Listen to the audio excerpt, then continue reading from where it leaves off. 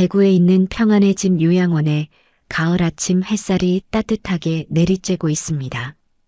4층짜리 깔끔한 건물 앞 정원에는 국화꽃들이 예쁘게 피어 있고 작은 분수대에서는 물소리가 나며 평화로운 분위기를 만들고 있습니다. 41세 김민지가 정문으로 들어오며 새로운 일터를 둘러봅니다. 깔끔한 간병복을 입은 그녀는 10년 동안 여러 요양원에서 일해온 경험 많은 간병인입니다. 오늘부터 새로운 할머니를 돌보게 되어 조금 떨리지만 최선을 다하겠다는 마음입니다. 로비에 들어서니 바닥이 반짝반짝 깨끗하고 벽에는 따뜻한 그림들이 걸려 있습니다. 마치 좋은 호텔 같은 느낌입니다. 리셉션에서 일하던 수간호사 정미란이 민지를 보고 웃으며 다가옵니다. 민지 씨, 어서 와요. 기다렸어요. 안녕하세요. 오늘부터 잘 부탁드려요. 정미란은 민지를 엘리베이터로 안내하며 이야기를 시작합니다. 3층 특실에서 일하시게 될 거예요. 박정순 할머니라고 78세이신데 어떤 분이세요? 솔직히 말하면 지금까지 온 간병인들이 오래 못 견뎠어요. 할머니가 좀 까다로우시거든요. 엘리베이터가 3층에 도착하자 정미란의 목소리가 작아집니다. 복도는 조용하고 각 방마다 환자 이름이 적혀 있습니다. 그리고 딸분도 좀 어려운 분이에요. 어머니한테 별로 관심이 없는 것 같아요. 민지는 마음의 준비를 합니다. 가족관계가 좋지 않은 경우에는 환자분이 더 외로워하시니까 더 신경 써야겠다고 생각합니다. 307호 문 앞에서 민지는 깊게 숨을 쉬고 문을 두드립니다. 할머니, 새로운 간병인 김민지예요. 들어가도 될까요? 들어와. 문을 열고 들어가니 넓고 깨끗한 방이 나타납니다. 창가에 침대가 있고 옆에는 휠체어가 놓여 있습니다. 침대에 앉아 계신 박정순 할머니가 보입니다. 할머니는 78세 치고는 정신이 또렷해 보입니다. 회색 머리를 깔끔하게 빗으셨고 연보라색 잠옷을 입고 계십니다. 하지만 눈빛이 좀 외로워 보이고 불안한 기색도 있습니다. 안녕하세요, 할머니. 앞으로 저와 함께 지내게 됐어요. 할머니는 민지를 한참 쳐다봅니다. 지금까지 많은 간병인이 왔다가 떠났기 때문인지 새로운 사람을 별로 반가워하지 않는 것 같습니다. 또 젊은 사람이 왔구나. 이번엔 얼마나 버틸지 모르겠네. 할머니 말에는 실망감이 가득합니다. 할머니가 편하셨으면 좋겠어요. 불편한 게 있으면 언제든 말씀해 주세요. 민지가 의자에 앉으며 따뜻하게 말합니다. 할머니 얼굴에 조금 놀란 표정이 스칩니다. 보통 간병인들은 그냥 일만 하고 가는데 이 사람은 뭔가 다른 것 같습니다. 밥은 하루 3번, 아침 8시, 점심 12시, 저녁 6시에 줘. 그리고 반찬은 꼭 홀수계로 놓아야 해. 3개든 5개든 상관없지만 짝수는 안 돼. 민지는 작은 수첩을 꺼내 열심히 적습니다. 이런 모습을 본 할머니가 조금씩 마음을 여는 것 같습니다. 그리고 저녁 8시 넘어서는 절대 혼자 두지 마. 특히 계단 근처에는 가지 말고. 갑자기 할머니 목소리가 떨립니다. 뭔가 무서워하는 것 같습니다. 다리가 안 좋으세요? 아니야. 그냥 무서워서 그래. 할머니는 더 이상 말하지 않고 창밖을 봅니다. 하지만 손으로 이불을 꽉 쥐고 있는 게 보입니다. 뭔가 말하고 싶지만 말할 수 없는 일이 있는 것 같습니다. 오후 2시 30분쯤 문이 열리며 잘 차려입은 여자가 들어옵니다. 42세 이영희입니다. 비싼 가방과 코트를 입고 있어서 성공한 직장인 같아 보입니다. 하지만 얼굴은 차갑고 불안해 보입니다. 어머니, 안녕하세요. 영희의 인사는 딱딱합니다. 마치 업무하는 것 같았습니다. 할머니는 딸을 보고 반가워하려 하지만 영희는 어머니를 제대로 쳐다보지도 않습니다. 새로운 간병인이 계시는군요. 영희가 민지를 보며 말합니다. 그 눈빛이 별로 좋지 않습니다. 네, 김민지라고 해요. 할머니 잘 모실게요. 그래요. 그런데 어머니가 좀 까다로우셔서요. 음식이나 생활 습관 같은 걸로요. 영희는 어머니는 안 보고 민지한테만 말합니다. 할머니는 딸의 차가운 태도에 어깨가 움츠러듭니다. 그리고 어머니가 가끔 이상한 말씀을 하셔도 너무 신경 쓰지 마세요. 나이가 많으셔서 헛소리를 할 때가 있거든요. 이 말을 들은 할머니 얼굴이 하얗게 됩니다. 민지는 방금 전까지 할머니와 나눈 대화를 생각해 봅니다. 할머니는 정신이 아주 또렷하셨는데요. 밤에 혼자 돌아다니려 하시면 절대 놔두지 마세요. 위험해요. 영희 말에 할머니가 더욱 무서워합니다. 뭔가 말하려 하지만 영희는 이미 딴 곳을 보고 있습니다. 영희는 가방에서 작은 약병을 꺼내 민지에게 줍니다. 이건 어머니 수면제예요. 밤에 잠을 못 주무셔서요. 하루에 한 알만 드리세요. 할머니 눈이 커집니다. 영희야, 나는 잠이 안 와서가 아니라 어머니, 의사 선생님이 드시라고 하셨어요. 영희는 어머니 말을 끊으며 단호하게 말합니다. 할머니 얼굴에 두려움이 스칩니다. 영희는 시계를 보며 일어납니다. 그럼 저는 가봐야겠어요. 다음 주에 또 올게요. 어머니와 함께 있었던 시간은 겨우 15분입니다. 어머니 안부도 제대로 안 묻고 손도 안 잡아주고 그냥 갑니다. 영희가 나간 후 방 안이 조용해집니다. 할머니 얼굴에 깊은 슬픔이 보입니다.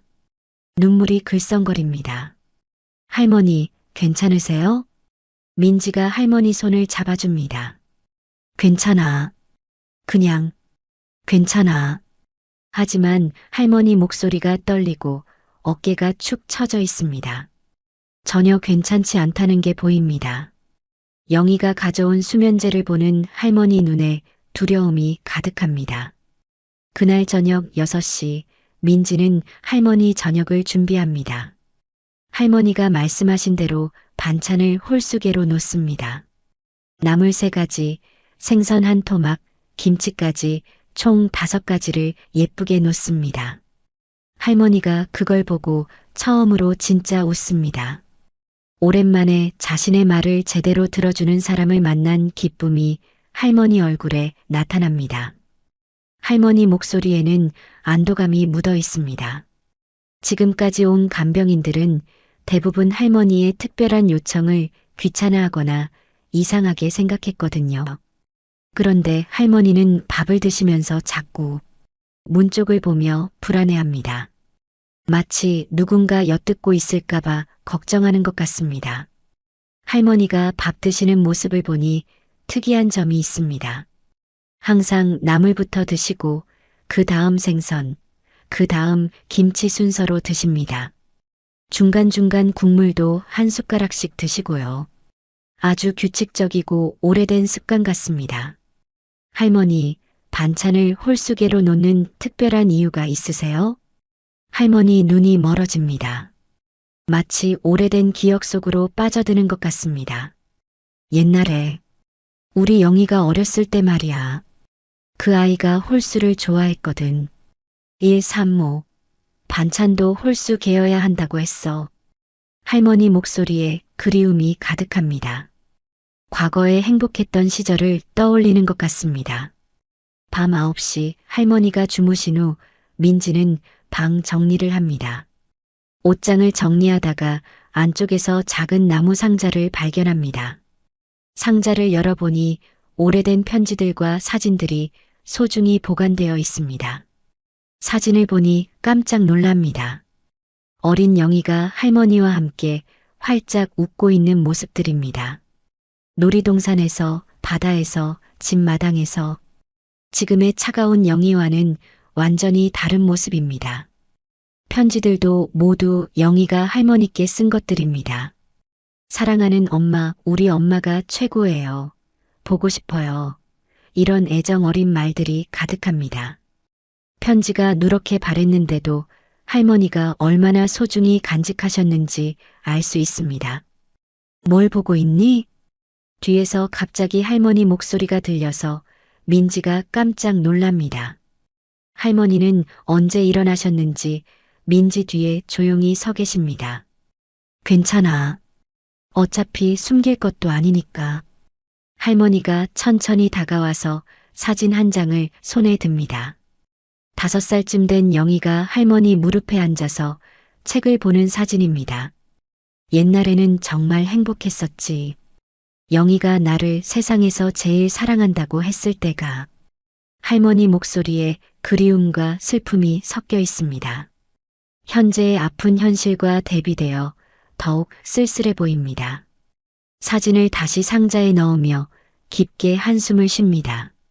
3년 전 영희가 갑자기 요양원에 보내겠다고 했을 때를 할머니는 아직도 선명히 기억합니다. 처음에는 딸이 자신을 걱정해서 좋은 곳에 보내주는 줄 알았습니다. 하지만 여기 온 다음부터 영희가 완전히 변했습니다. 예전처럼 다정하지도 않고 와도 그냥 의무적으로만 합니다. 그리고 요즘엔 이상한 사람들이 찾아옵니다. 보험 일한다는 사람도 있고 영희랑 같이 와서 할머니에게 이것저것 물어봅니다. 건강은 어떤지, 가족은 누가 있는지, 그리고 서류에 도장 찍어달라고 합니다. 영희가 엄마 위한 거라고 하니까 할머니는 그냥 찍어줬습니다. 하지만 그 남자를 보는 할머니의 느낌은 좋지 않았습니다. 할머니를 보는 눈빛이 무서웠거든요. 마치 할머니가 언제 죽을지 계산하는 것 같은 차가운 시선이었습니다. 다음 날 오후 3시 민지가 할머니와 함께 방에서 차를 마시고 있을 때 갑자기 문이 열립니다. 영희와 함께 모르는 중년 남자가 들어옵니다. 40대 중반쯤 보이는 그 남자는 검은 정장을 입고 있지만 뭔가 어색하고 부자연스럽습니다. 얼굴에는 억지로 지은 것 같은 미소가 있지만 눈빛은 차갑습니다. 어머니, 오늘은 장석호 설계사님과 함께 왔어요. 영희 목소리가 평소보다 더 딱딱하고 손이 조금 떨리는 게 보입니다. 장석호는 할머니한테 과장된 미소를 지으며 인사합니다. 안녕하세요, 할머니. 저는 한국생명보험에서 나온 장석호입니다. 목소리는 친근한 척하지만 눈빛은 차갑습니다. 민지는 본능적으로 이상하다는 느낌이 들어서 할머니 옆으로 한 걸음 다가갑니다. 할머니는 그 남자를 보자마자 몸을 굳히며 불안해합니다. 오늘은 지난번에 말씀드린 보험 서류를 마저 정리하려고 왔습니다. 장석호는 가방에서 여러 장의 서류를 꺼내 할머니 앞에 펼쳐놓습니다. 복잡한 보험 약관들과 수혜자 이름이 빼곡히 적혀 있는 문서들입니다. 할머니는 서류를 보며 당황스러워합니다. 이게 뭔지 잘 모르겠는데. 어머니, 제가 설명해 드렸잖아요. 어머니를 위한 보험이에요. 나중에 병원비도 나오고 만약에 어머니가 돌아가시면 제가 보험금을 받아서 장례도 치를 수 있고. 영희 말에 할머니 얼굴이 하얗게 됩니다. 자신이 아직 살아있는데 벌써 장례 이야기를 하는 딸을 보며 할머니는 깊은 상처를 받습니다. 민지는 서류를 자세히 봅니다. 보험금이 5억 원이고 돈을 받는 사람이 모두 영희로 되어 있습니다. 그런데 이상한 점이 있습니다. 서류 여기저기에 이미 할머니 도장이 찍혀 있습니다. 잠깐만요. 이 서류에 할머니 도장이 벌써 찍혀 있는데요. 민지 말에 장석호 얼굴이 굳어집니다. 당황한 것 같지만 숨기려고 합니다. 아, 그건 미리 동의를 받아서. 할머니, 이 도장 찍으신 기억 있으세요? 할머니는 고개를 저으며 혼란스러워합니다. 기억이 안 나는데. 언제 했지? 영희가 급하게 끼어듭니다. 목소리에 조급함이 섞여 있습니다. 어머니, 기억 안 나실 수도 있어요. 며칠 전에 하셨잖아요.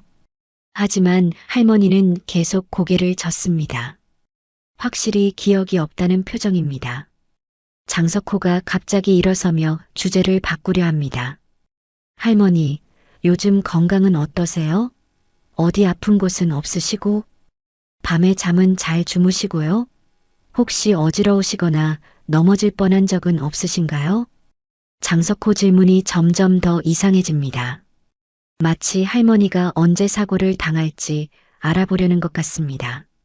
할머니를 보는 눈빛이 마치 물건값을 매기는 것 같아서 무섭습니다. 민지는 이 상황이 너무 이상해서 끼어듭니다. 죄송한데 보험 가입하는데 왜 그런 질문을 하세요? 장석호와 영희가 동시에 민지를 째려봅니다. 민지는 뭔가 위험한 일에 발을 들여놓았다는 걸 느낍니다. 간병인은 가만히 있어요. 이건 가족 일이니까. 영희의 목소리가 차갑게 변합니다. 하지만 민지는 물러서지 않습니다. 할머니가 무서워하시는 것 같은데요. 정말로 할머니는 두 사람을 번갈아 보며 두려워하고 있습니다. 손으로 이불을 꽉 쥐고 얼굴이 창백해져 있습니다. 장석호는 민지가 계속 방해하자 짜증을 내며 서류를 급히 정리합니다. 그날 밤 10시 영희와 장석호가 떠난 후 방 안이 조용해집니다. 할머니는 저녁밥도 제대로 못 드시고 계속 불안해하며 창밖만 봅니다. 얼굴에 깊은 두려움이 나타나고 손은 이불을 꽉 쥔 채 떨리고 있습니다. 민지는 할머니 곁에 앉아서 손을 잡아줍니다. 할머니, 무서우시죠? 민지야, 나 정말 무서워. 영희가 예전 같지 않아. 저 남자랑 있을 때는 더 이상해져. 할머니 목소리가 떨립니다. 오랜 세월 딸을 키우면서 느꼈던 모성 본능이 지금 딸로부터 위험을 느끼고 있는 것 같습니다. 민지 손을 꽉 잡으며 계속 말합니다. 그리고 요즘 밤마다 이상한 꿈을 꿔. 내가 계단에서 떨어지는 꿈을. 누군가 나를 밀어뜨리는 것 같은 느낌이 들어. 민지 가슴이 철렁합니다. 할머니가 단순히 우울해서 그런 게 아닐 수도 있겠다는 생각이 듭니다. 할머니는 잠시 주변을 둘러봅니다. 누군가 엿듣고 있을까봐 걱정하는 것 같습니다. 확실하지는 않지만 영희가 자꾸 내 돈 이야기를 해. 집도 팔았고 예금도 정리했다고 하고 그리고 그 보험금 이야기도.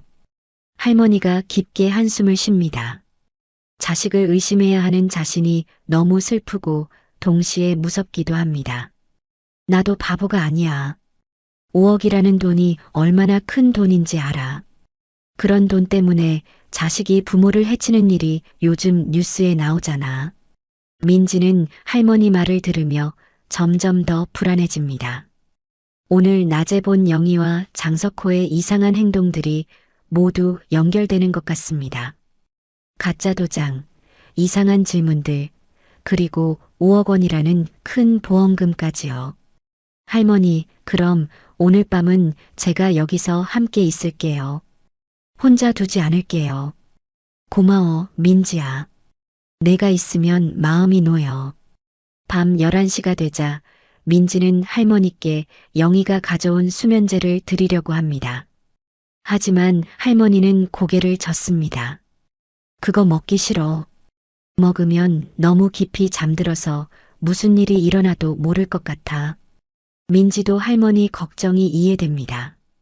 혹시 누군가 할머니가 깊이 잠든 사이에 나쁜 일을 하려는 건 아닐까요? 수면제를 먹고 정신을 잃은 상태에서 사고를 당한다면 누구도 진실을 알 수 없을 테니까요. 그럼 안 드셔도 돼요.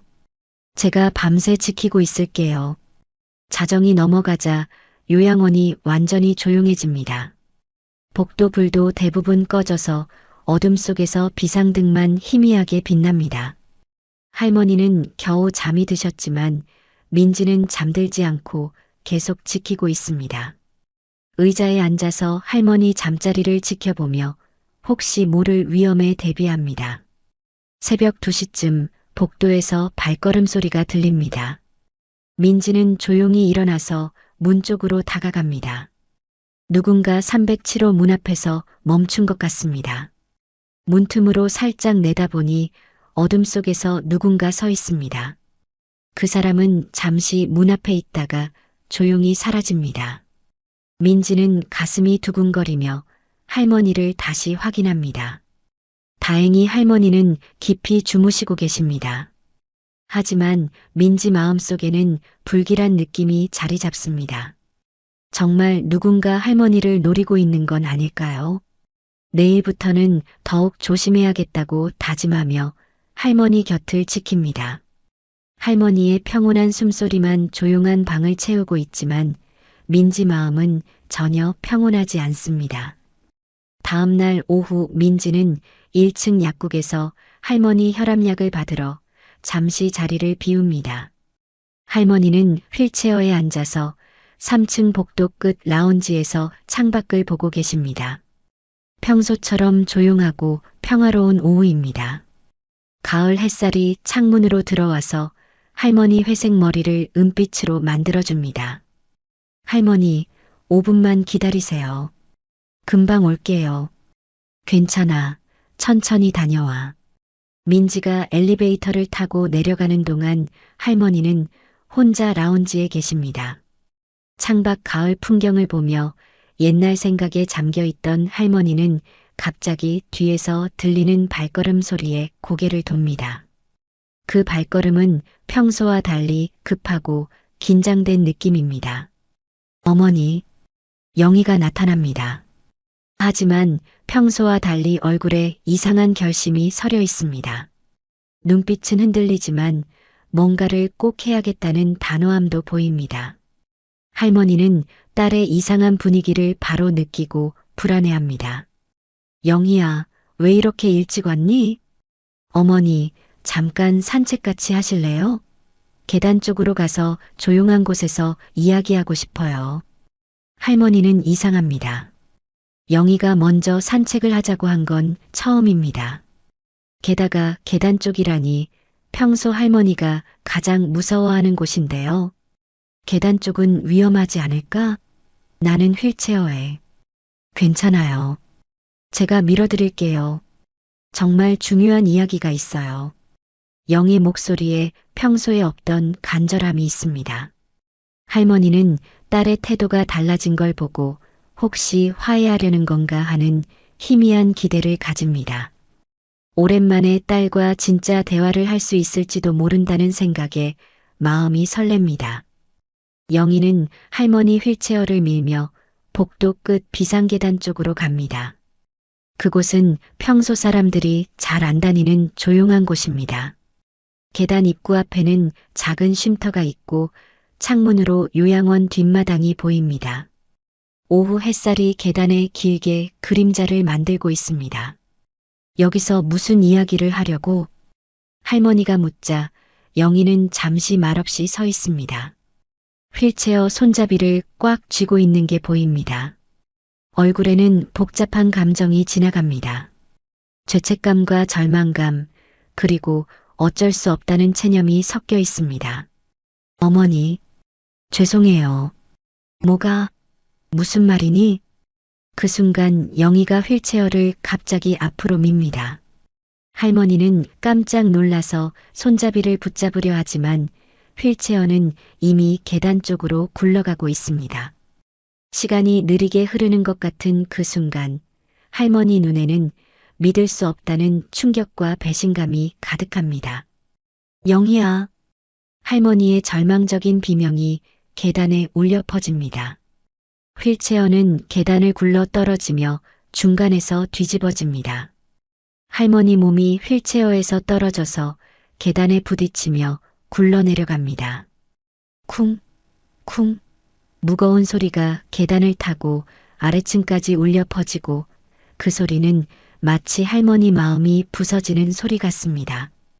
영희는 잠시 계단 아래를 내려다보며 서 있습니다. 얼굴에 공포와 후회가 섞여 있지만 이미 돌이킬 수 없는 일을 저질렀습니다. 급히 그 자리를 떠나며 복도를 따라 서둘러 걸어갑니다. 1층에서 약을 받고 올라오던 민지는 위층에서 들려오는 요란한 소리에 가슴이 철렁합니다. 그 소리는 평범한 소음이 아닌 뭔가 심각한 사고가 일어났다는 걸 알리는 불길한 소리입니다. 무슨 소리지? 할머니. 민지는 엘리베이터를 기다릴 시간도 없이 계단으로 뛰어 올라갑니다. 2층과 3층 사이 계단에서 뒤집어진 휠체어와 함께 쓰러져 있는 할머니를 발견한 순간 민지 얼굴이 하얗게 됩니다. 할머니는 의식을 잃은 채 계단에 누워 있고 이마에서 피가 흘러내리고 있습니다. 할머니, 할머니. 민지는 계단에 쓰러져 있는 할머니한테 급히 달려갑니다. 할머니는 의식을 잃은 채 계단에 누워 계시고 이마에서 피가 흘러내리고 있습니다. 뒤집어진 휠체어는 할머니로부터 몇 계단 아래쪽에 떨어져 있습니다. 할머니, 할머니. 민지는 할머니 맥박을 확인하며 바로 간호사실에 전화를 겁니다. 다행히 맥박은 뛰고 있지만 아주 약합니다. 간호사실이요? 3층 계단에서 박정순 할머니가 떨어지셨어요. 빨리 와주세요. 몇 분 후 정밀환과 다른 간호사들이 응급용 들것을 가지고 뛰어옵니다. 요양원 의료진들이 빠르게 할머니한테 응급처치를 합니다. 의식은 없지만 숨쉬기와 맥박은 괜찮아요. 머리를 많이 다치신 것 같으니까 바로 병원으로 보내야겠어요. 구급차가 와서 할머니는 응급실로 가십니다. 민지는 함께 구급차에 타며 할머니 손을 꽉 잡습니다. 할머니, 괜찮으실 거예요. 힘내세요. 병원 응급실에서 할머니는 바로 CT 촬영과 여러 검사를 받으십니다. 의료진들이 바쁘게 움직이는 동안 민지는 복도에서 불안하게 기다립니다. 30분 후 담당 의사가 나와서 설명합니다. 뇌출혈은 다행히 없고 갈비뼈 2개가 부러졌습니다. 머리 다친 것도 생각보다 심하지 않아요. 다만 나이가 많으셔서 회복에 시간이 걸릴 수 있습니다. 민지는 안도의 한숨을 쉽니다. 하지만 동시에 의문이 듭니다. 휠체어를 타고 계시던 할머니가 어떻게 혼자서 계단까지 가셨을까요? 그때 병원 복도로 영희가 급하게 들어옵니다. 얼굴이 창백하고 눈가에 눈물이 맺혀 있습니다. 어머니는 어떠세요? 괜찮으신가요? 지금 수술실에 계세요. 생명에는 지장 없다고 하셨어요. 민지가 대답하자 영희는 힘없이 의자에 앉습니다.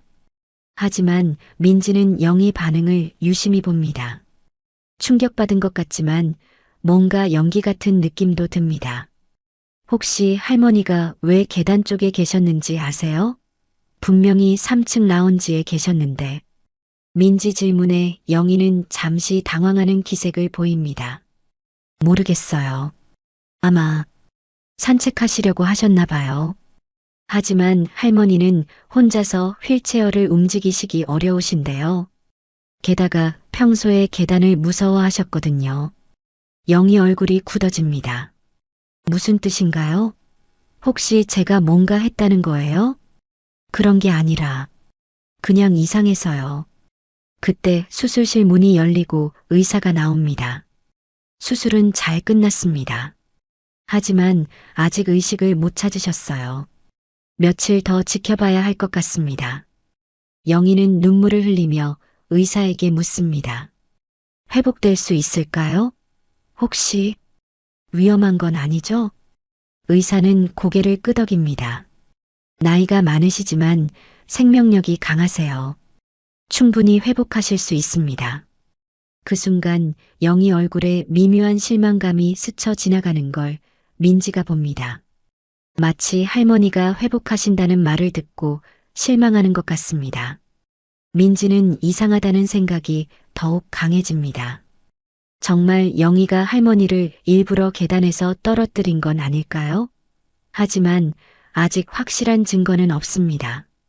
할머니가 중환자실에 입원하신 지 이틀 되는 날 민지는 요양원으로 돌아가서 할머니 개인 물건들을 정리하고 있습니다. 병실이 이상하게 조용하고 쓸쓸합니다. 할머니가 소중히 간직하시던 사진들과 편지들을 하나씩 정리하면서 민지는 계속 그날 사고가 머릿속에서 맴돕니다. 정미란이 병실로 들어와서 민지 옆에 앉습니다. 민지야, 넌 정말 할머니가 혼자서 계단으로 가셨다고 생각해? 아니에요. 할머니는 계단을 무서워하셨거든요. 게다가 휠체어를 혼자 움직이시기도 어려우시고. 나도 그래. 뭔가 이상해. 정미라는 주변을 살피고 목소리를 낮춥니다. 사실 원장님께 CCTV 확인을 부탁해봤어. 사고가 어떻게 일어났는지 정확히 알아야 한다고. 민지 눈이 커집니다. 정말요? 그럼 무슨 일이 있었는지 알 수 있겠네요. 오늘 오후에 보안 담당자가 와서 함께 확인하기로 했어. 너도 같이 볼래?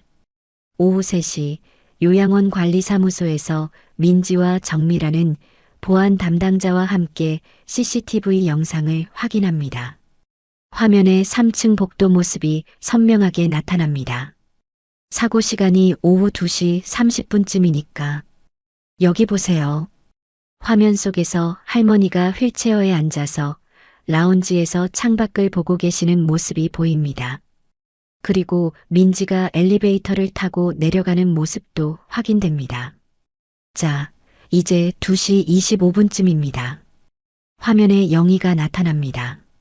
주변을 살피며 조심스럽게 할머니한테 다가갑니다. 할머니와 잠깐 이야기를 나눈 후 영희가 휠체어를 밀기 시작합니다. 딸이 어머니를 계단 쪽으로 데려가네요. 보안 담당자 말에 민지와 정미라는 숨을 죽이고 화면을 봅니다. 화면이 바뀌어서 계단 입구 근처 CCTV 영상이 나타납니다. 영희가 할머니를 휠체어에 태운 채 계단 앞까지 온 모습이 보입니다. 그리고 다음 순간 충격적인 장면이 펼쳐집니다. 영희가 갑자기 휠체어를 앞으로 미는 모습이 선명하게 화면에 잡힙니다. 할머니가 놀라서 손을 뻗는 모습, 휠체어가 계단으로 굴러떨어지는 모습이 그대로 녹화되어 있습니다. 이건 일부러 한 거잖아요. 민지가 충격받아서 소리칩니다. 정미란도 손으로 입을 막으며 믿을 수 없다는 표정을 짓습니다. 영상은 계속 이어집니다. 영희는 할머니가 계단에서 떨어진 후 잠시 아래쪽을 내려다보다가 주변을 살피고 급히 그 자리를 떠납니다. 그 후 민지가 계단을 뛰어 올라와서 할머니를 발견하는 장면까지 모두 녹화되어 있습니다. 이건 명백한 살인 미수입니다. 바로 경찰에 신고해야겠어요. 보안 담당자가 심각한 표정으로 말합니다. 민지는 온몸이 떨립니다. 의심했던 것이 현실이었습니다. 영희가 정말로 자신의 어머니를 해치려 했던 것입니다. 그럼 보험금 때문이었던 거네요. 5억 원 때문에 자신의 어머니를. 정미란이 믿을 수 없다는 듯 중얼거립니다. 지금 당장 경찰에 신고하고 이 영상을 증거로 내야겠어요. 그리고 할머니께도 알려드려야 하고. 민지는 할머니가 이 사실을 알게 되었을 때 충격을 생각하며 마음이 아픕니다. 하지만 진실은 밝혀져야 합니다. 영희 씨는 어디 있을까요? 혹시 도망갈까봐 걱정되는데. 걱정 마세요. 병원에서 어머니를 간병하고 있을 거예요. 아마 자신이 들킨 줄 모를 테니까. 보안 담당자가 바로 경찰서에 신고 전화를 겁니다. 마침내 진실이 밝혀지는 순간입니다. 1시간 후 대구경찰서 형사 2명이 요양원에 도착합니다. 주임 형사인 박진수는 20년 경력의 베테랑으로 차분하고 신중한 성격입니다. 파트너인 김영우 형사는 꼼꼼하고 예리한 관찰력을 가지고 있습니다. 두 형사는 정장 차림으로 요양원 관리사무소에 들어와서 진지한 표정으로 상황을 파악하기 시작합니다. 박진수 형사는 모니터 앞에 앉아서 CCTV 영상을 자세히 분석합니다. 영희가 휠체어를 미는 순간을 여러 번 반복해서 봅니다. 화면 속 영희의 행동을 보면 우발적인 사고가 아니라 계획적인 범죄라는 것이 명백합니다. 각도나 힘의 세기를 보면 할머니를 계단으로 떨어뜨리려는 명확한 의도가 보입니다. 김영호 형사는 수첩에 열심히 메모하며 사건의 전모를 파악합니다. 피해자인 할머니는 현재 대구대학교병원 중환자실에 입원해 있고 아직 의식을 못 찾으신 상태라는 설명을 듣습니다. 생명에는 지장이 없지만 회복까지는 시간이 걸릴 것 같다고 정밀한이 설명합니다. 박진수 형사는 민지에게 평소 모녀 관계에 대해 자세히 묻습니다. 민지는 지난 며칠간 관찰한 것들을 차근차근 설명합니다. 영희의 차가운 태도, 보험 설계사 장석호와의 수상한 만남, 5억 원의 거액 보험금, 그리고 할머니가 밤마다 보이신 두려움까지 모든 것을 빠짐없이 말합니다. 특히 장석호라는 보험 설계사에 대한 정보가 중요합니다. 정밀한이 서랍에서 꺼내준 명함을 김영호 형사가 휴대폰으로 확인해 보니 한국생명보험이라는 회사는 존재하지 않습니다. 명백한 가짜 명함입니다. 이것으로 장석호도 이 범죄에 깊이 관련되어 있다는 것이 분명해집니다. 아마도 보험 사기 전문 조직일 가능성이 높습니다. 박진수 형사는 모든 상황을 파악한 후 즉시 행동에 나서기로 결정합니다. 지금 당장 병원으로 가서 이영희를 체포하고 동시에 장석호의 행방도 추적해야 합니다. 증거가 너무나 명확하기 때문에 더 이상 수사를 미룰 이유가 없습니다. 민지는 할머니께 언제 이 충격적인 사실을 알려드릴지 걱정됩니다. 형사는 할머니가 의식을 찾으신 후에 조심스럽게 알려드릴 예정이라고 말합니다. 아무래도 자식이 자신을 해치려 했다는 사실은 너무나 큰 충격이 될 테니까요. 병원으로 가는 차 안에서 두 형사는 요즘 늘어나는 가족 범죄에 대해 이야기합니다. 보험금 때문에 가족을 해치는 일들이 정말 많아졌습니다. 특히 고령 사회가 되면서 노인들을 노리는 범죄가 급증하고 있습니다. 이번 사건도 그런 안타까운 사례 중 하나입니다. 대구대학교병원에 도착한 형사들은 먼저 할머니 상태를 확인합니다. 의사의 설명에 따르면 할머니는 여전히 의식불명 상태지만 생명에는 지장이 없다고 합니다.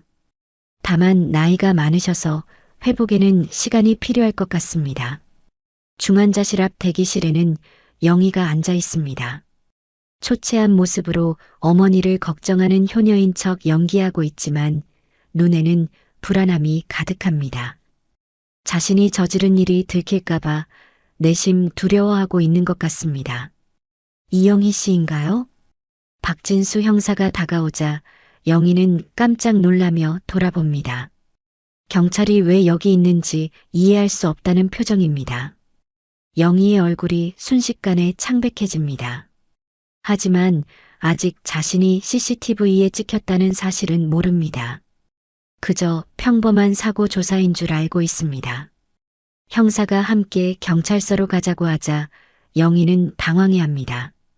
어머니 간병을 해야 한다며 거부하려 하지만 이미 늦었습니다. 이영희 씨, 당신을 살인 미수 혐의로 체포합니다. 박진수 형사의 차가운 선고에 영희는 완전히 패닉 상태에 빠집니다.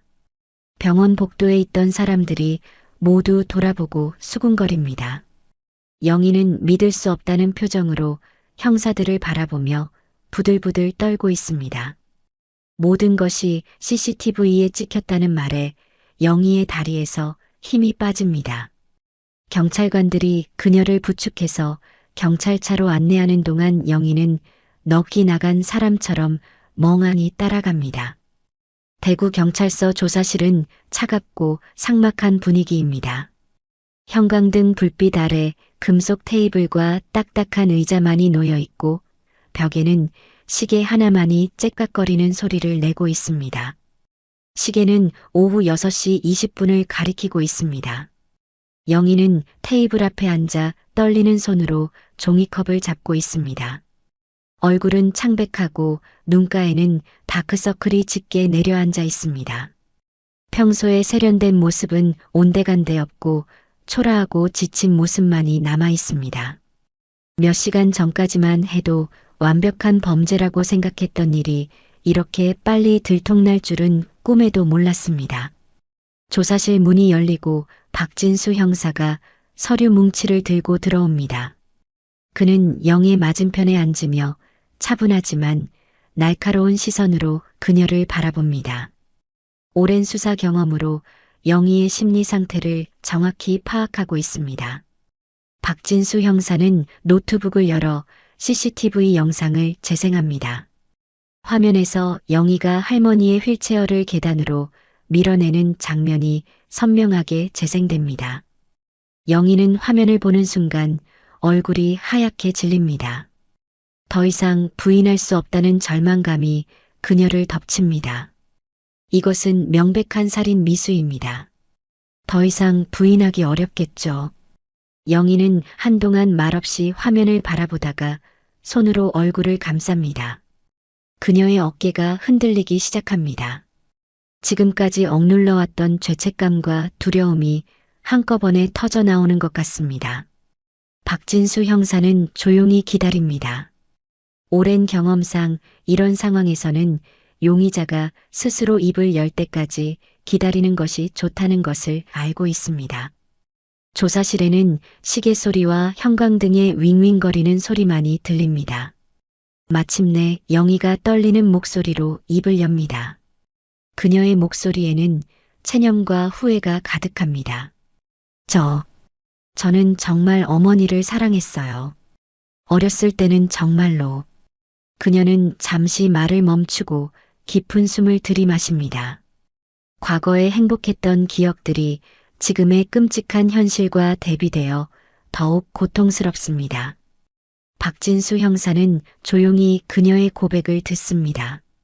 영희는 자신의 인생이 어떻게 꼬이기 시작했는지, 사업 실패와 빚더미, 그리고 장석호를 만나면서 모든 것이 달라졌다고 말합니다. 처음에는 단순한 보험 가입이라고 생각했는데 나중에 알고 보니 어머니가 사고를 당하면 보험금을 받을 수 있다는 끔찍한 계획이었습니다.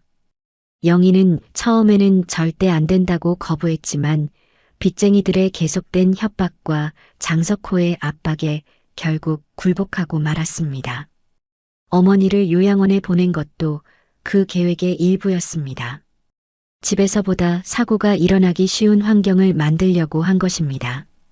하지만 어머니가 너무 건강하시고 새로운 간병인 민지가 너무 잘 돌봐드려서 자연스러운 사고를 만들기 어려웠습니다.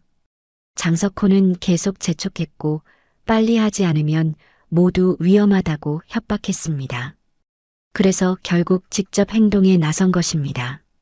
장석호는 지금 어디에 있습니까? 박진수 형사의 질문에 영희는 고개를 젓습니다. 사고 이후로는 연락이 안 된다고 말합니다.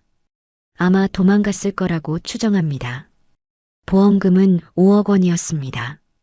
그 돈으로 빚을 갚고 새로 시작하려고 했다는 영희의 말에는 자기 합리화와 후회가 뒤섞여 있습니다. 하지만 이제 와서 후회해도 이미 늦었습니다. 영희는 자신이 저지른 일의 끔찍함을 뒤늦게 깨닫고 오열합니다. 어머니에게 정말 죄송하다고, 자신도 이런 사람이 될 줄 몰랐다고 흐느껴옵니다. 하지만 그 눈물로 저질러진 일이 되돌려지지는 않습니다. 조사실 밖에서는 김영호 형사가 장석호의 행방을 추적하고 있습니다. 가짜 신원과 연락처들을 하나씩 확인하며 전국적인 수배를 준비하고 있습니다. 이런 보험 사기범들은 보통 여러 지역에서 비슷한 범죄를 저지르기 때문에 다른 사건들과의 연관성도 조사해야 합니다. 영희의 자백으로 사건의 전모가 드러나기 시작합니다. 돈 때문에 가족을 배신한 비극적인 이야기가 펼쳐지고 있습니다. 하지만 아직 할머니는 이 모든 진실을 모르고 계시고 과연 할머니가 이 사실을 알았을 때 어떤 반응을 보이실지 아무도 예측할 수 없습니다. 할머니가 중환자실에 입원한 지 사흘째 되는 날 아침, 일이 일어납니다. 간병을 위해 병원을 찾은 민지가 중환자실에 들어서자 할머니가 눈을 뜨고 계신 것을 발견합니다. 지난 사흘간 의식불명 상태였던 할머니가 드디어 깨어나신 것입니다. 창문 사이로 스며드는 아침 햇살이 할머니의 창백한 얼굴을 부드럽게 비추고 있습니다. 할머니의 눈빛은 여전히 흐릿하지만 민지를 알아보는 것 같습니다. 산소 마스크 때문에 말씀은 하실 수 없지만 눈으로 무언가를 전하려고 노력하고 계십니다. 그 눈빛에는 안도감과 함께 혼란스러움이 뒤섞여 있습니다. 민지는 급히 간호사를 불러서 할머니가 의식을 찾으셨다는 소식을 알립니다. 담당 의사가 와서 할머니 상태를 자세히 확인합니다. 동공 반응을 살펴보고 간단한 신경학적 검사를 실시합니다. 의식이 돌아오신 것은 매우 좋은 신호라고 설명합니다. 다만 아직 몸이 많이 약하시기 때문에 무리하지 않도록 주의해야 한다고 당부합니다. 머리 외상으로 인한 후유증은 다행히 크지 않을 것 같다고 말합니다. 민지는 할머니 손을 꽉 잡고 눈물을 흘립니다. 지난 사흘간 얼마나 걱정했는지 모릅니다. 할머니가 깨어나지 못하시면 어떡하나 하는 두려움이 컸었습니다.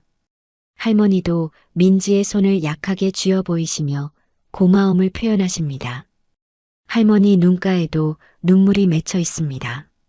그 눈물에는 살아남았다는 안도감과 함께 말할 수 없는 깊은 슬픔이 담겨 있습니다.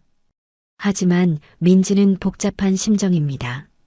할머니께 영희가 저지른 일에 대해 언제 어떻게 말씀드려야 할지 고민됩니다. 이런 충격적인 사실을 알려드리기에는 할머니가 아직 너무 약하십니다. 자식이 자신을 해치려 했다는 사실은 어떤 부모에게든 감당하기 어려운 충격일 것입니다. 의사도 당분간은 충격적인 소식은 피하는 것이 좋겠다고 조언했습니다. 오후에 박진수 형사가 병원을 찾습니다. 할머니가 의식을 찾으셨다는 소식을 듣고 온 것입니다. 하지만 아직은 할머니와 직접 대화하기에는 이르다고 판단합니다. 할머니의 회복 상태를 보면서 적절한 시기를 기다리는 것이 좋을 것 같습니다. 대신 민지를 통해 할머니 상태를 확인하고 회복을 기다리기로 합니다. 영희는 이미 구속되어 구치소에 수감된 상태입니다. 장석호의 행방은 아직 파악되지 않았지만 전국적인 수배망을 통해 곧 잡힐 것으로 예상됩니다. 이런 보험 사기범들은 보통 여러 곳에서 비슷한 범죄를 저지르기 때문에 다른 지역의 유사 사건들과의 연관성도 조사 중입니다. 경찰은 이번 사건을 계기로 노인 대상 보험 사기의 실태를 전면적으로 들여다보고 있습니다.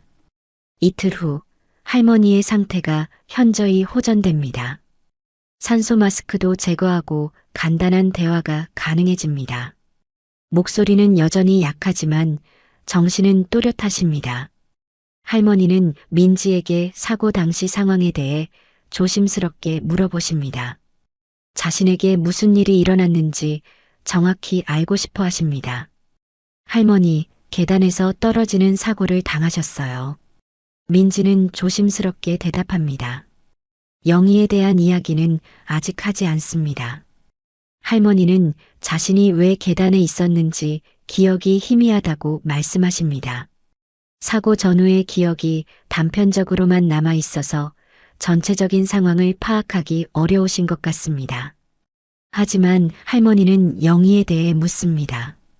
딸이 병원에 와서 자신을 돌봐주고 있는지 궁금해 하십니다. 민지는 대답하기 어려워하며 얼버무립니다. 할머니는 민지의 이상한 반응을 예리하게 눈치채시지만 더 이상 묻지 않으십니다. 하지만 그 침묵 속에는 불안한 예감이 자리 잡고 있습니다. 그날 밤 할머니는 혼자 깊은 생각에 잠깁니다.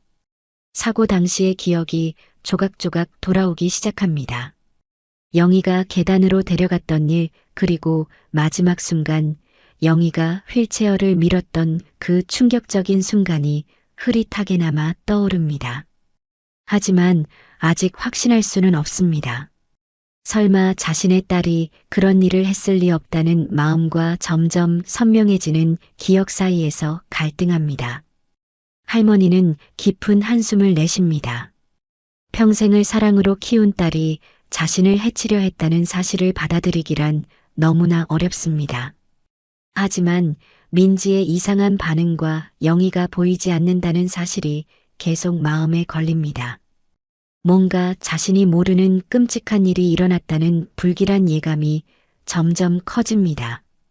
다음 날 아침 박진수 형사가 다시 병원을 찾습니다. 이번에는 할머니와 직접 대화할 예정입니다. 할머니의 상태가 많이 호전되었고 어느 정도 충격을 견딜 수 있을 것 같다고 의사가 판단했기 때문입니다. 하지만 여전히 조심스럽게 접근해야 합니다.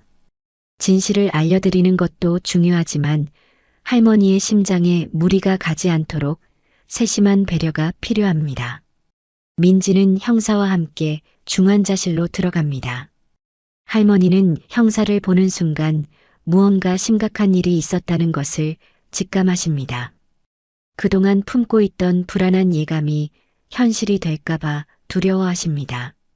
할머니의 눈에는 진실을 알고 싶으면서도 동시에 두려워하는 복잡한 감정이 교차합니다. 박진수 형사는 할머니 병상 옆에 의자에 조심스럽게 앉습니다. 그의 얼굴에는 20년간의 수사 경험에서 나온 깊은 인간적 연민이 담겨 있습니다. 이런 가족 간의 비극적인 사건을 수없이 다뤄왔지만 여전히 가슴 아픈 일입니다. 특히 할머니처럼 선량한 어르신이 자식으로부터 배신당하는 일은 더욱 마음을 무겁게 만듭니다. 할머니는 형사를 바라보며 이미 마음의 준비를 하고 계신 것 같습니다. 지난 며칠간 느꼈던 불안한 예감들이 현실이 될 순간이 다가오고 있다는 것을 본능적으로 감지하고 계십니다. 그녀의 손이 이불을 꽉 쥐고 있고 숨소리가 조금 빨라진 것이 보입니다. 할머니, 저는 대구경찰서에서 온 박진수 형사입니다. 할머니께서 당하신 사고에 대해 몇 가지 말씀드릴 것이 있습니다. 형사의 차분하지만 진중한 목소리에 할머니는 고개를 끄덕입니다. 이미 각오는 하셨지만 실제로 진실을 들을 준비가 되었는지는 확신이 서지 않습니다. 박진수 형사는 잠시 망설입니다. 이런 충격적인 소식을 어떻게 전해야 할지 고민됩니다.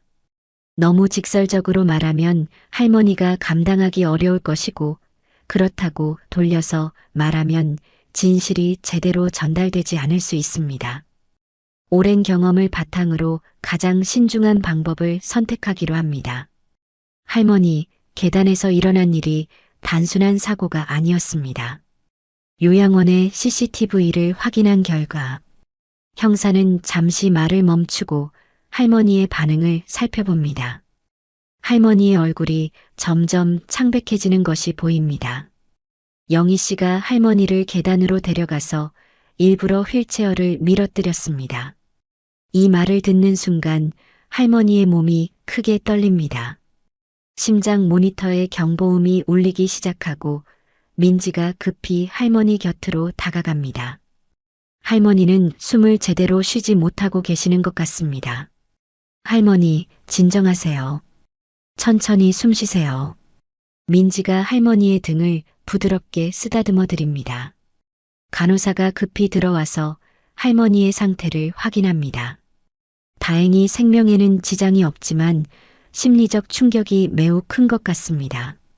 할머니는 한참 후에야 간신히 말을 하십니다. 정말 영희가 그런 일을? 목소리가 떨리고 있습니다. 평생을 사랑으로 키운 딸이 자신을 죽이려 했다는 사실을 받아들이기란 너무나 어렵습니다. 박진수 형사는 고개를 끄덕입니다. 그는 할머니의 고통을 이해하지만 진실은 알려드려야 합니다. 영희 씨는 현재 구속된 상태입니다. 장석호라는 보험 설계사와 함께 할머니를 대상으로 보험 사기를 꾸몄고 5억 원의 보험금을 받기 위해 이런 일을 저질렀습니다. 할머니의 눈에서 눈물이 흘러내립니다. 그 눈물에는 배신감과 절망감, 그리고 딸에 대한 사랑이 뒤섞여 있습니다. 아무리 자신을 해치려 했어도 여전히 영희는 자신이 사랑하는 딸이기 때문입니다. 왜 영희가 그런 일을? 할머니는 이해할 수 없다는 표정으로 형사를 바라봅니다. 딸이 돈 때문에 자신을 해치려 했다는 사실이 믿어지지 않습니다. 형사는 영희가 사업 실패로 인한 빚더미에 시달리고 있었고 장석호라는 보험 사기범의 유혹에 넘어갔다고 설명합니다. 처음에는 거부했지만 결국 돈의 유혹을 이기지 못했다고 말합니다. 하지만 이런 설명도 할머니의 상처를 치유해주지는 못합니다. 할머니는 오랫동안 말없이 천장을 바라봅니다. 그동안 영희의 차가운 태도, 이상한 방문들, 그리고 자신이 느꼈던 두려움들이 모두 이해가 됩니다. 딸이 정말로 자신을 죽이려 했던 것입니다. 영희를 만날 수 있을까요? 할머니가 떨리는 목소리로 묻습니다. 형사는 잠시 망설입니다. 아직 수사가 진행 중이고 영희도 정신적으로 불안정한 상태입니다. 할머니께서 조금 더 회복되시면 가능할 것 같습니다. 하지만 준비가 필요할 겁니다. 할머니는 고개를 끄덕입니다. 딸이 왜 그런 선택을 했는지, 그리고 지금은 어떤 마음인지 직접 들어보고 싶습니다. 미워하기보다는 이해하고 싶은 마음이 더 큽니다. 민지는 할머니의 손을 꽉 잡고 있습니다. 할머니가 이 모든 충격을 견뎌내실 수 있을지 걱정됩니다. 하지만 할머니의 눈에는 슬픔과 함께 여전히 딸에 대한 사랑이 남아있는 것이 보입니다. 할머니, 괜찮으시겠어요? 괜찮아. 이제야 모든 게 이해가 되는구나. 할머니의 목소리에는 체념과 함께 묘한 안도감이 섞여 있습니다. 그동안 느꼈던 불안과 두려움의 정체를 알게 되니 오히려 마음이 조금 편해지는 것 같습니다. 일주일 후 할머니의 상태가 많이 안정되었습니다. 의사는 신체적으로는 회복이 순조롭게 진행되고 있지만 정신적인 충격은 여전히 크다고 설명합니다. 하지만 할머니는 계속해서 영희를 만나고 싶다는 의사를 표현하십니다. 박진수 형사와 의료진은 신중하게 상의한 끝에 면회를 허가하기로 결정합니다. 구치소 면회실은 차갑고 삭막한 분위기입니다. 유리창으로 나뉜 공간 양쪽에 의자가 놓여 있고 전화기를 통해서만 대화할 수 있는 구조입니다. 할머니는 휠체어에 앉으신 채 민지의 부축을 받으며 면회실에 들어오십니다. 아직 몸이 완전히 회복되지 않으셔서 움직이기가 불편하지만 딸을 만나고 싶은 간절한 마음이 모든 어려움을 이겨내게 합니다. 잠시 후 면회실 반대편 문이 열리고 영희가 들어옵니다. 구치소 복장을 입은 그녀의 모습은 초라하고 지쳐 보입니다. 평소에 세련된 모습은 온데간데 없고 야윈 얼굴에는 깊은 후회와 죄책감이 가득합니다. 그녀는 어머니를 보는 순간 얼굴을 들 수 없을 정도로 부끄러워합니다. 두 사람은 한동안 말없이 서로를 바라봅니다. 유리창 하나를 사이에 두고 있지만 그 거리감은 실제 물리적 거리보다 훨씬 크게 느껴집니다. 할머니의 눈에는 슬픔과 실망감이 가득하지만 동시에 딸에 대한 걱정도 담겨 있습니다. 영희는 고개를 숙인 채 어머니를 제대로 바라보지 못합니다. 할머니가 먼저 전화기를 듭니다. 떨리는 손으로 수화기를 귀에 대고 조심스럽게 말씀하십니다. 영희야. 그 한마디에 영희는 참고 있던 눈물을 터뜨립니다. 어머니의 목소리를 듣는 순간 자신이 저지른 일의 끔찍함이 다시 한번 실감납니다. 어머니를 죽이려 했던 자신이 어떻게 어머니와 마주 앉아 있을 수 있는지 이해할 수 없습니다. 어머니, 죄송해요. 정말, 정말 죄송해요. 영희의 목소리는 울음으로 떨리고 있습니다. 그녀는 몇 번이고 사죄의 말을 반복하지만 자신이 한 일에 비하면 턱없이 부족하다는 것을 알고 있습니다. 할머니는 딸의 모습을 보며 복잡한 감정에 휩싸입니다. 분노와 배신감도 있지만 동시에 이렇게 초라해진 딸을 보니 마음이 아픕니다. 평생을 사랑으로 키운 딸이 어떻게 이런 선택을 하게 되었는지 이해하고 싶습니다. 왜 그랬니? 왜 엄마한테 그런 짓을? 할머니의 목소리에는 원망보다는 안타까움이 더 많이 담겨 있습니다. 영희는 한참 동안 대답하지 못합니다. 어떤 이유를 대더라도 자신의 행동을 정당화할 수는 없다는 것을 알기 때문입니다. 돈 때문이었어요. 사업이 망하고 빚이 너무 많아서 그 남자가 쉬운 방법이 있다고 해서 영희는 자신의 변명이 얼마나 한심한지 스스로도 느끼고 있습니다.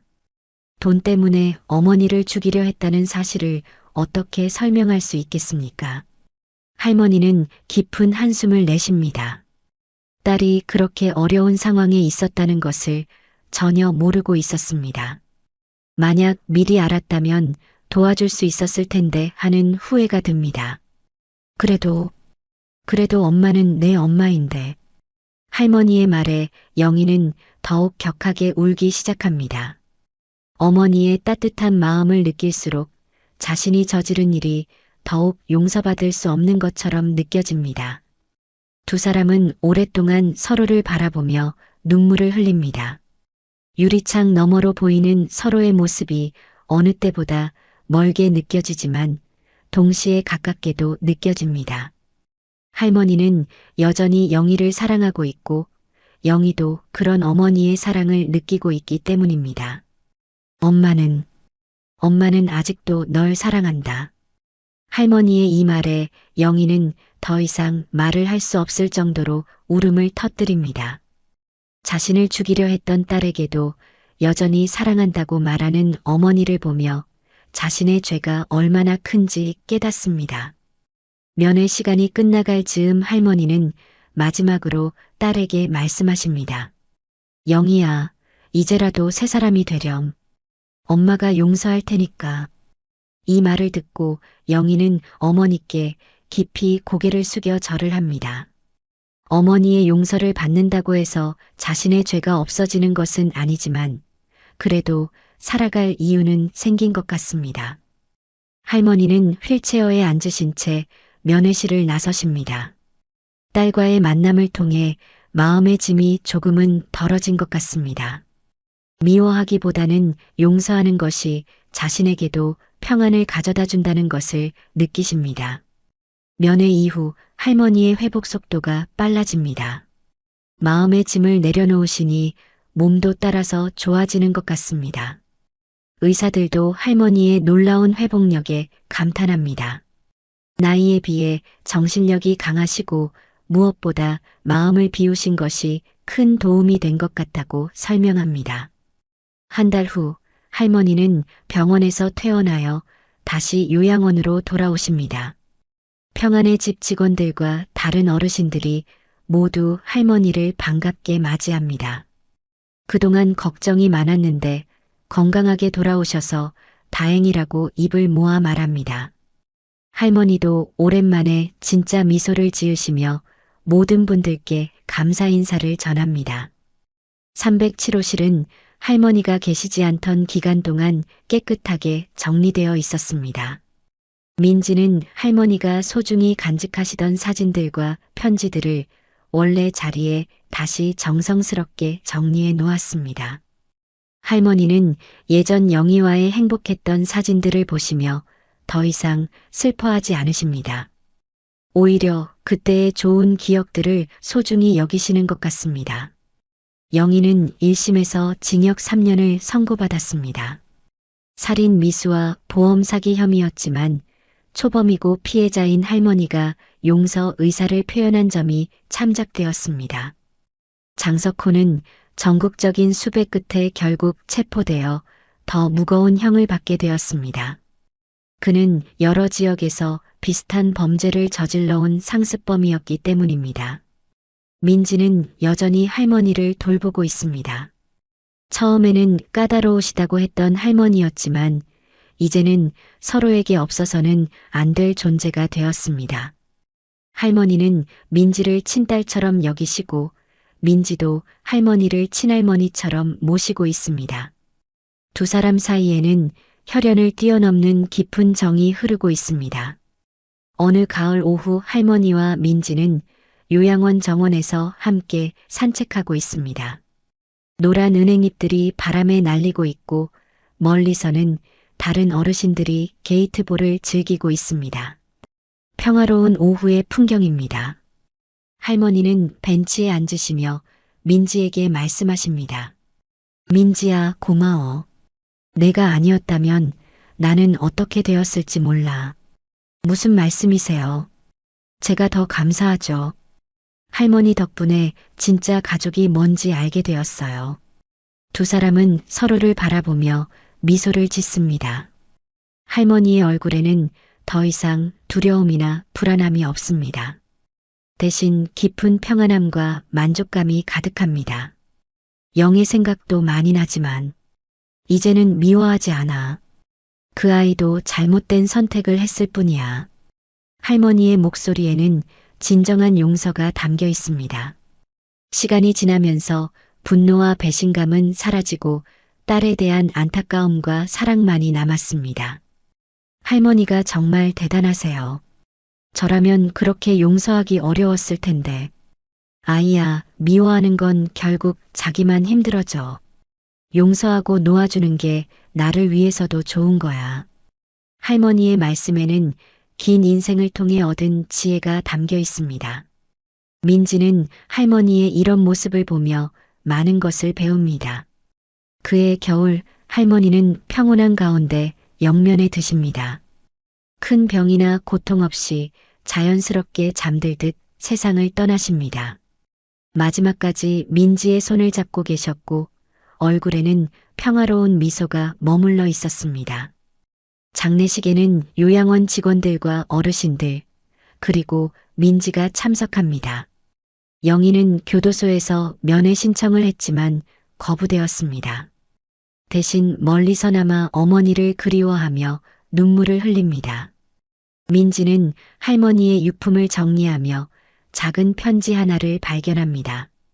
할머니가 민지에게 남긴 마지막 편지였습니다. 사랑하는 민지야, 내가 내 곁에 있어줘서 마지막까지 행복했단다. 영희를 용서해 주렴. 그 아이도 언젠가는 진정으로 뉘우칠 거야. 그리고 너도 좋은 사람 만나서 행복하게 살아라. 할머니가 하늘에서 지켜볼게. 편지를 읽은 민지는 눈물을 흘리며 할머니께 감사 인사를 드립니다. 할머니를 통해 진정한 사랑이 무엇인지, 용서가 얼마나 큰 힘을 가지고 있는지 배웠습니다. 몇 년 후 영희는 출소하여 어머니 산소에 참배합니다. 그녀는 진심으로 참회하며 새로운 삶을 살아가겠다고 다짐합니다. 민지는 여전히 요양원에서 일하며 다른 어르신들을 정성껏 돌보고 있습니다. 할머니가 가르쳐 주신 사랑과 용서의 마음으로 많은 분들에게 희망을 전하고 있습니다.